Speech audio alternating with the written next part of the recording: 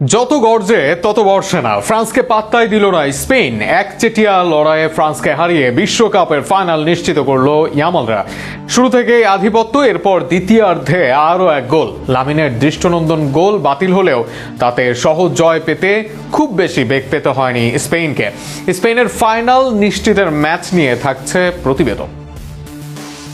2026 football বিশ্বকাপের প্রথম সেমিফাইনালে শক্তিশালী ফ্রান্সকে পরাজিত করে ফাইনালে জায়গা নিশ্চিত করেছে ইউরোপের বর্তমান চ্যাম্পিয়ন স্পেন।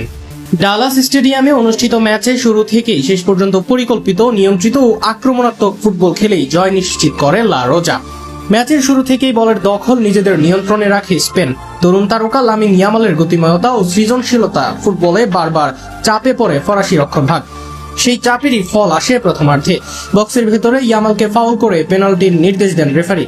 স্পট কিক থেকে নিখুঁত শটে দলকে এগিয়ে দিয়ে নেন মিকেল ওরেজাবাল। বিরতির পর সমতায় ফেরার জন্য আক্রমণের গতি বাড়ায় France. Kylian Mbappe, Michael Olise ও ব্র্যাডলি বার্কোলাকে ঘিরে একাধিক আক্রমণ গড়ে তুললেও স্পেনের শৃঙ্খলাবদ্ধ রক্ষণভাগ এবং গোলরক্ষকের দৃঢ়তায় সেগুলো সফল হয়নি। বরং দ্বিতীয়ার্ধে দ্রুত গতির এক দৃষ্টিনন্দন আক্রমণ থেকে ব্যবধান আরো বাড়ায় স্পেন। দানি ওলমোর সঙ্গে চমৎকার বোঝাপড়ার পর পেদ্রো পুরো দুর্দান্ত ফিনিশিংয়ে ফরাসি জালে বল পাঠিয়ে স্পেনের ফাইনালের পথ আরো প্রশস্ত করে দেন।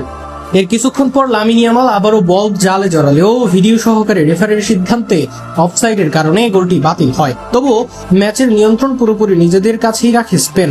রদ্রির নেতৃত্বে মাঠের দখল রাখে ফ্রান্সকে, কার্যকরভাবে চাপে রাখে লুইস দে লা ফুয়েন্তের শিষ্যরা। অন্যদিকে ম্যাচ জুড়ে প্রত্যাশিত প্রভাব ফেলতে পারেনি ফ্রান্স অধিনায়ক কিলিয়ান এমবাপ্পে। স্পেনের সংগঠিত রক্ষণ তার গতিকে বারবার থামিয়ে দেয়। শেষ পর্যন্ত আর ম্যাচে ফিরতে না পেরে বিশ্বকাপ থেকেই বিদায় নিতে হয় 2018 সালের চ্যাম্পিয়নদের। এই জয়ে 2026 বিশ্বকাপের প্রথম সেমিফাইনাল পেরিয়ে ফাইনালে জায়গা নিশ্চিত করল স্পেন। শিরোপার লড়াইয়ে তাদের প্রতিপক্ষ হবে আর্জেন্টিনা ও ইংল্যান্ডের মধ্যকার দ্বিতীয় সেমিফাইনালের বিজয়ী দল।